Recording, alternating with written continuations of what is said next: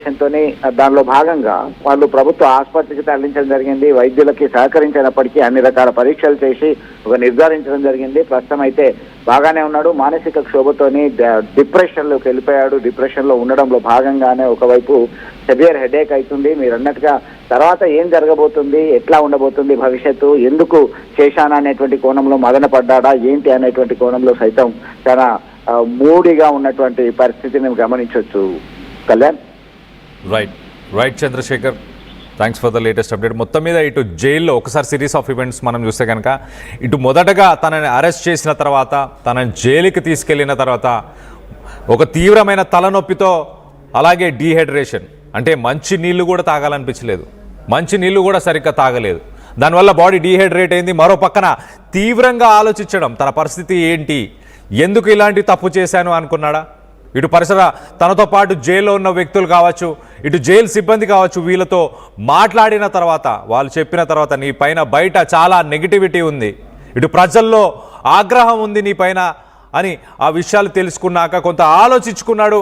ఆ రెండు రోజులు ఇటు వాంతులు విరోచనాలు, ఇటు జైల్లో ఉన్న డాక్టర్ మెడిసిన్స్ అలాగే జైల్లో ఉన్న డాక్టర్ ట్రీట్మెంట్ ఇచ్చినా కూడా నయం కాలేదు.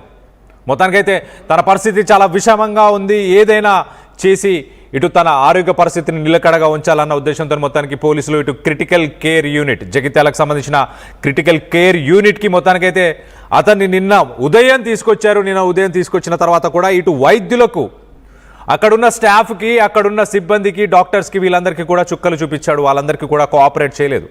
ఇటు బ్లడ్ శాంపుల్స్ కావచ్చు, ఇటు యూరిన్ శాంపుల్స్ కావచ్చు, ఇటు మిగతా టెస్టుల కోసం కూడా సహకరించలేదంట. అయినా కూడా బలవంతంగా అయినా మొత్తానికైతే డాక్టర్లు ఆ టెస్టులన్నీ చేశారు. చేసిన తర్వాత తన మానసిక పరిస్థితి కొంత బాగాలేదు, కానీ శారీరకంగా తను బాగానే ఉన్నాడు. వైద్యం చేసిన తర్వాత నిన్న తన ఆరోగ్య పరిస్థితి నిలకడగానే ఉంది అంటూ ఇటు వైద్యులు చెప్పుకొచ్చే ప్రయత్నం చేశారు. నిన్న సాయంత్రం వేళ ఇటు హరిబాబుని మళ్ళీ జైలుకి ట్రాన్స్ఫర్ చేశారు.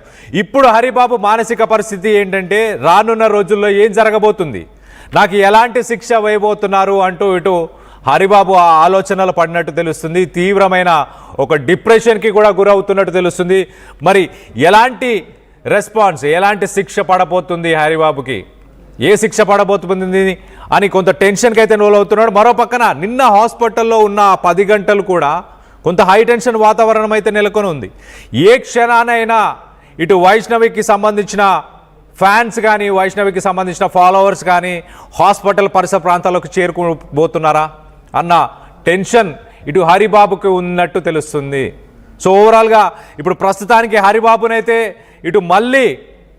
హరిబాబుని మళ్ళీ జైలుకి నిన్న సాయంత్రం తీసుకెళ్ళినట్టు తెలుస్తుంది. తన మానసిక పరిస్థితి కొంత బాలేనట్టు, అలాగే ఎలాంటి శిక్ష పడబోతుంది అన్న దానిపై హరిబాబు ఆలోచనలో పడ్డట్టు తెలుస్తుంది.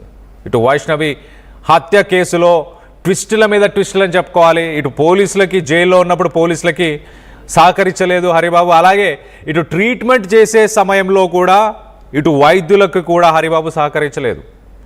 ఎన్ని వైద్య పరీక్షలు చేయాలని ఎంత ట్రై చేసినా వైద్యులు బలవంతంగా చేయాల్సిన పరిస్థితి నెలకొంది. అస్సలు సహకరించలేదంటూ ఇటు వైద్య సిబ్బంది కూడా చెప్పుకొచ్చే ప్రయత్నం చేస్తున్నారు. మొత్తం మీద ఇటు నిన్న అనారోగ్యానికి గురైన తర్వాత ఇటు జగిత్యాల ఆసుపత్రికి హరిబాబుని షిఫ్ట్ చేశారు. ఆ షిఫ్ట్ చేసిన తర్వాత తన కేసులో అరెస్ట్ అవ్వడంతో మొత్తానికైతే ఇటు తన మానసిక పరిస్థితి అలాగే తన శారీరక పరిస్థితి కూడా సరిగ్గా లేదని వైద్యులు గుర్తించారు.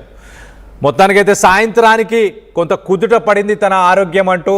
తన తలనొప్పి కావచ్చు, తనకున్న విరోచనాలు, వాంతులకు సంబంధించిన వాటన్నిటిని కూడా మేము కంట్రోల్ చేయగలిగాం, వైద్యం చేయగలిగాం అంటూ వైద్య సిబ్బంది ఇటు పోలీసులకు చెప్పిన తర్వాత నిన్న సాయంత్రానికి ఇటు హరిబాబుని మళ్ళీ జైల్లోకి తీసుకెళ్ళినట్టు తెలుస్తుంది. తన మానసిక పరిస్థితి మాత్రం కొంత బాలేనట్టు తెలుస్తుంది. దీనికి సంబంధించి ఒక్కసారి మీరేమనుకుంటున్నారు? ఇటు హరిబాబు జైల్లో ఉండి ఏం ఆలోచించుంటాడు?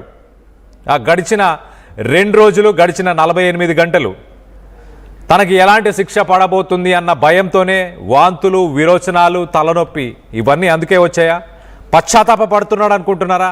హరిబాబు నిజంగానే పశ్చాత్తాపంతోనే తన ఆరోగ్య పరిస్థితి క్షీణించింది అనుకోవాలా? లేకపోతే భయపడుతున్నాడా?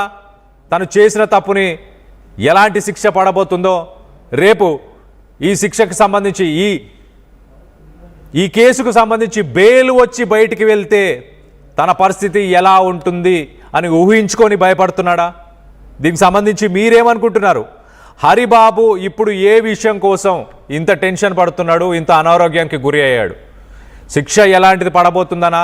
ఒకవేళ బయటికి వెళ్ళిన తర్వాత తన పరిస్థితి ఏంటి? ఇటు వైష్ణవి ఫాలోవర్స్ కానీ, వైష్ణవి ఫ్యాన్స్ కానీ, లేకపోతే ఇటు వైష్ణవికి సంబంధించిన కుటుంబీకులు కానీ, వీళ్ళెవరైనా తనని ఏమన్నా చేసే అవకాశం ఉంటుందని భయపడుతున్నాడా? ఇది ముందుగానే ఊహించలేకపోయాడా? ఇటు వైష్ణవిని చంపే ముందు, వైష్ణవి మీద ఇలాంటి ఒక దారుణానికి పాల్పడే ముందు ఒక్కసారి కూడా ఇలాంటి విషయాల గురించి ఆలోచించలేకపోయాడా? ఇప్పుడు జైల్లో ఒంటరిగా కూర్చొని ఒక్కడే ఉన్నాడు కాబట్టి ఈ ఆలోచనలు తనని తినేస్తున్నాయా? తనని మానసికంగా వేధిస్తున్నాయా?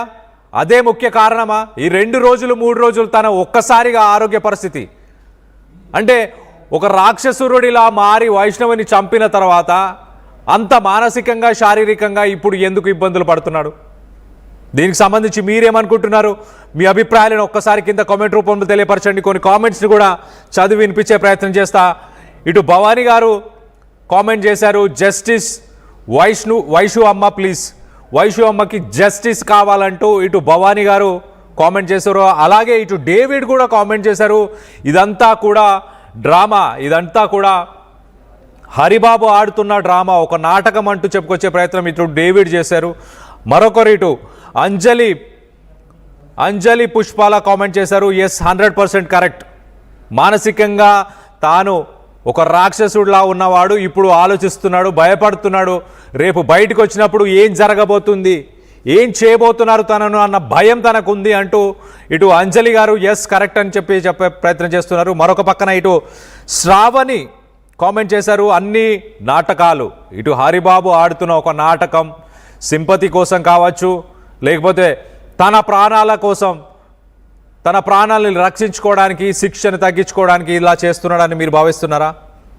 మరో పక్కన ఇటు ప్రిన్సెస్ అనన్య కామెంట్ చేశారు, జస్టిస్ ఫర్ వైషు అంటూ, వైష్ణవికి న్యాయం జరగాలి అంటూ కోరుతున్నారు. అంటే హరిబాబుకు శిక్ష పడాలనేనా? మరో పక్కన ఇటు సందీప్ కామెంట్ చేశారు, వాడు చనిపోవాలి అని ఇటు సందీప్ కార్నాటి కామెంట్ చేశారు. మరొక పక్కన ఇటు సుధా కామెంట్ చేశారు, చంపేయండి తనని అంటూ. మొత్తం మీద జస్టిస్ ఫర్ వైష్ణవి. ఇటు హరిబాబు గడిచిన 48 గంటలు మొత్తానికైతే మానసికంగా కొంత వేదనకి గురయ్యాడు. మరి ఎలాంటి శిక్ష పడబోతుందనా, లేకపోతే బెయిల్ మీద బయటికి వెళ్తే తన పరిస్థితి ఏంటని ఆలోచించుకుంటున్నాడా? మొత్తానికైతే ప్రస్తుతానికి ఇటు జైలు సిబ్బందికి చుక్కలు చూపించాడు, జైల్లో ఎవరికి కోఆపరేట్ చేయట్లేదు. ఇటు మరో పక్కన ఇటు హాస్పిటల్ సిబ్బందికి కూడా ఏమాత్రం కోఆపరేట్ చేయట్లేదు ఎలాంటి టెస్టులు చేయడానికైనా. ఇటు బలవంతంగా తన మీద టెస్టులు చేసి తన మానసిక పరిస్థితి కొంత బాగాలేకపోయినా తన ఆరోగ్య పరిస్థితి అయితే బాగానే ఉందంటూ జైలుకు పంపించారు.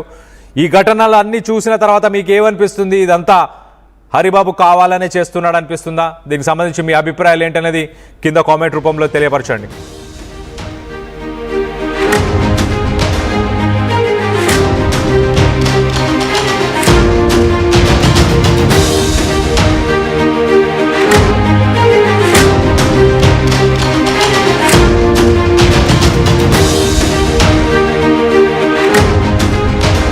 బ్రేకింగ్ న్యూస్ చూస్తున్నాం. ఇటు వైష్ణవి హత్య కేసులో ట్విస్టుల మీద ట్విస్టులు, ఇటు పోలీసులకి చుక్కలు చూపిస్తున్నాడు హరిబాబు.